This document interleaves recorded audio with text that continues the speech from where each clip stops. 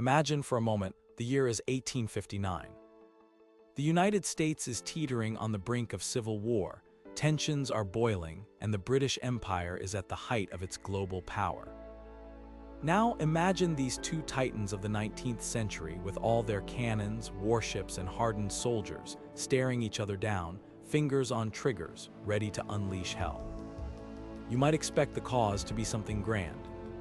Territory, gold, a violated treaty. But you would be wrong. The spark that nearly ignited a third war between America and Britain wasn't a political assassination or a trade dispute. It was a pig, a black potato-loving pig. Welcome to the strange, almost unbelievable story of the Pig War. It is a tale of diplomatic bungling, massive overreactions, and a military standoff that lasted 12 years, all over a single barnyard animal.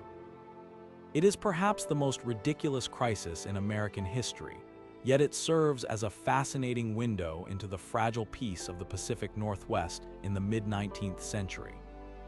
To understand how a hog could threaten world peace, we first have to look at the map. In 1846, the United States and Great Britain signed the Oregon Treaty. It was supposed to settle the border between the American territories and British North America, which we now know as Canada. The treaty stated that the border would run along the 49th parallel to the middle of the channel which separates the continent from Vancouver Island, and then southerly through the middle of the said channel and of Fuca's Straits to the Pacific Ocean.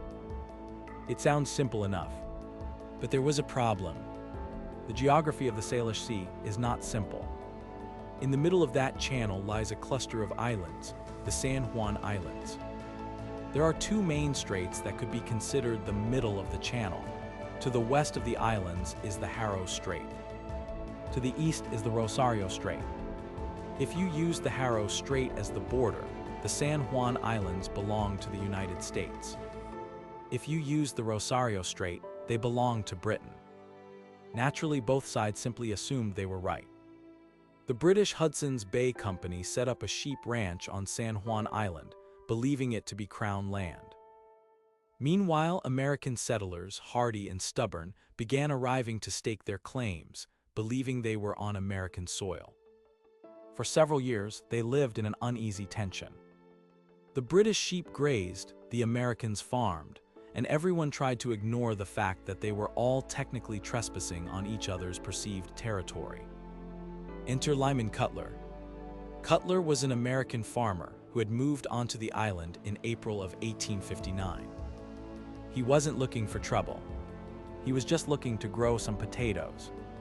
He staked a claim near the Hudson's Bay Company ranch and planted a nice patch of spuds. But there was a neighbor who didn't respect property lines. This neighbor was a large black pig, owned by Charles Griffin, the manager of the British sheep ranch. Griffin's pig was a nuisance.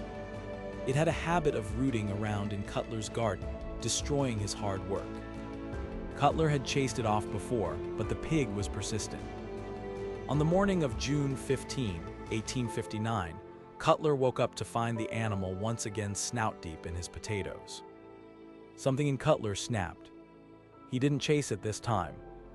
He grabbed his double-barreled shotgun, took aim, and fired. The pig fell dead. It was a moment of anger, quickly followed by regret. Cutler was a reasonable man.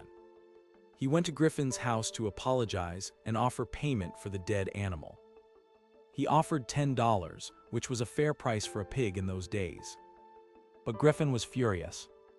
He reportedly shouted, "It is not likely that you, a squatter, can kill my pig and not pay for it." Griffin demanded $100. To put that in perspective, $100 in 1859 is roughly equivalent to $3,000 today. It was an exorbitant, insulting sum. Cutler, insulted, replied with a line that has become legendary. "I will not pay $100 for that pig." "He was eating my potatoes," Griffin shot back. "It is up to you to keep your potatoes out of my pig." The argument ended there, but the conflict was just beginning. Griffin reported the incident to the British authorities. They threatened to arrest Cutler. The American settlers on the island, feeling outnumbered and threatened by what they saw as British tyranny, drafted a petition requesting military protection. This petition made its way to Brigadier General William S. Harney, the commander of the Department of Oregon. General Harney was a man known for his anti-British sentiment. He was looking for a fight, and he had just been handed an excuse.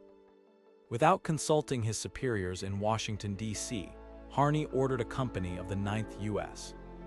Infantry to San Juan Island. The man he chose to lead this detachment was a flamboyant, ambitious captain named George Pickett. If that name sounds familiar, it is because just 4 years later, he would lead the disastrous Pickett's charge at the Battle of Gettysburg. But in 1859, he was just a captain looking for glory.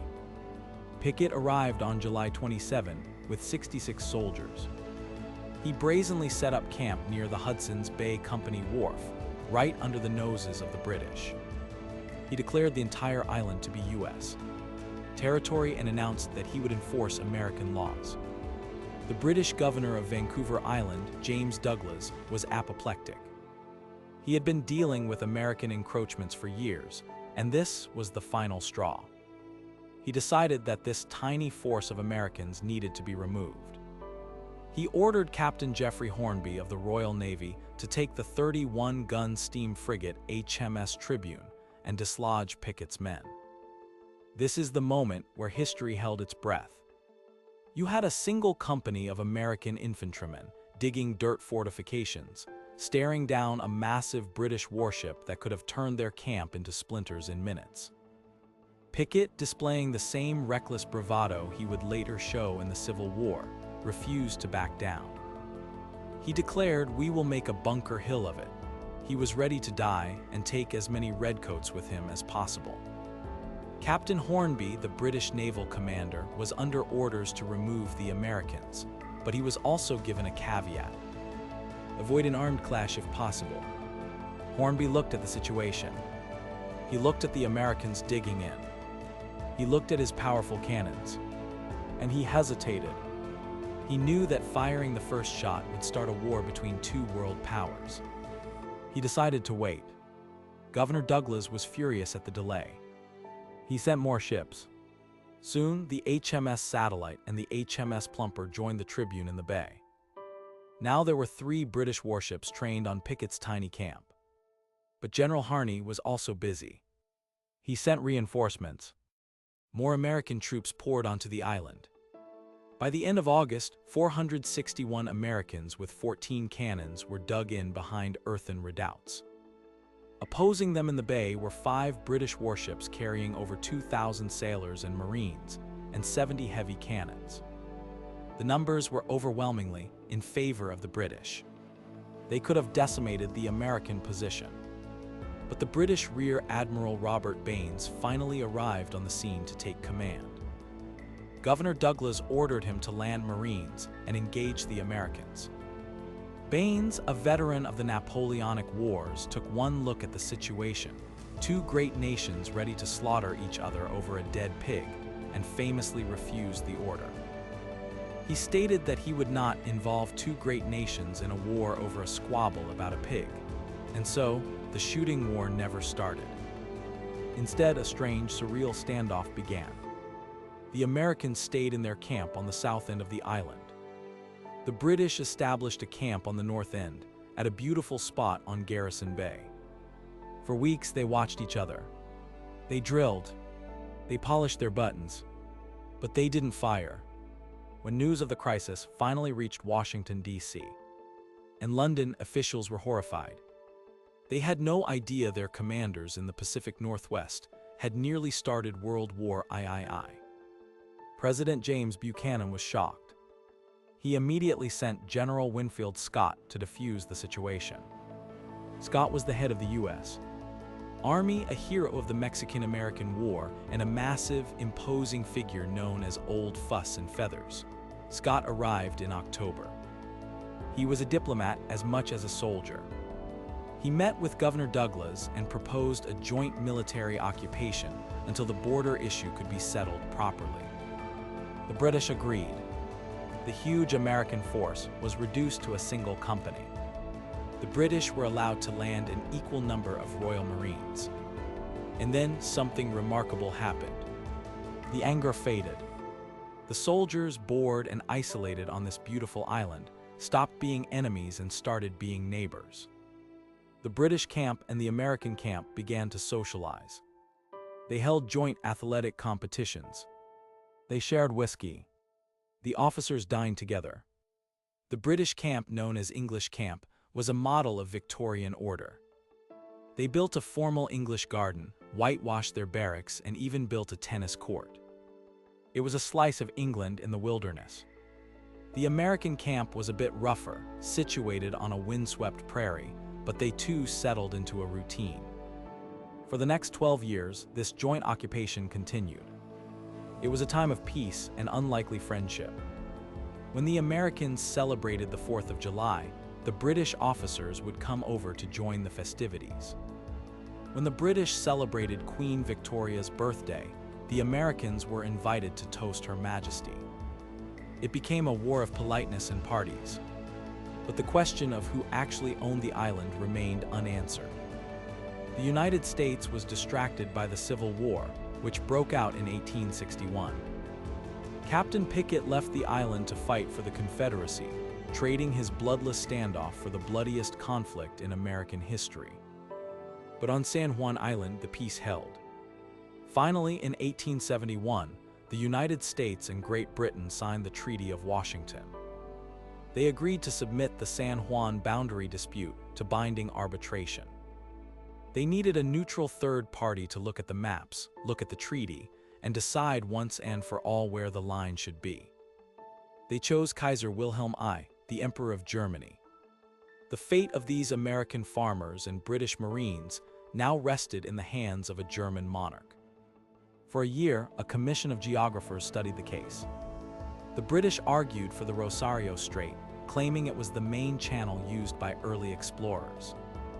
The Americans argued for the Haro Strait, claiming it was the wider and deeper channel. On October 21, 1872, the Kaiser made his decision. He ruled in favor of the United States. The boundary would run through the Haro Strait. The San Juan Islands were officially American soil. The news reached the island in November.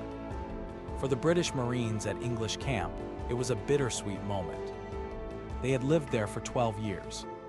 Some of them had married local women. They had built homes and gardens. But they were soldiers and they followed orders. On November 25, 1872, the Royal Marines lowered the Union Jack for the last time.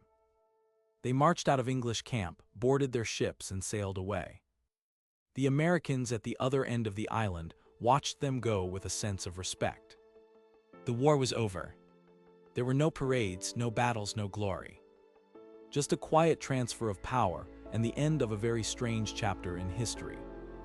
Today, if you visit San Juan Island, you can still see the remnants of this conflict. San Juan Island National Historical Park is unique because it is one of the few places in the United States where a foreign government's flag is regularly flown. At the site of the English camp, the Union Jack still flies over the formal garden, a tribute to the peaceful resolution of the conflict. At the American camp, the wind still whips across the redoubt where soldiers once waited for a British attack that never came. And what about Lyman Cutler and the pig? Well, Lyman Cutler didn't stay on the island long. He moved on, eventually fading into obscurity, likely unaware that his trigger finger had almost redrawn the map of North America. As for the pig, it remains the only official casualty of the war. There is no monument to the pig, but perhaps there should be. In its own way, that hungry hog forced two nations to look into the abyss of war and choose peace instead. The Pig War is a reminder that history isn't always about great men making wise decisions. Sometimes it's about mistakes, egos, and absurd accidents. It shows us how easily a small incident can spiral out of control, but also how cooler heads can prevail. In a century defined by violent conflict, the Pig War stands out as a victory for diplomacy. It proved that nations can settle their differences without slaughter, even if they have to wait 12 years and ask a German emperor to help them do it. So the next time you eat a potato or see a pig, remember the summer of 1859. Remember the fleets of warships, the sweating soldiers, and the two great empires that almost tore each other apart, all because a farmer refused to pay for a pig he shot in his garden.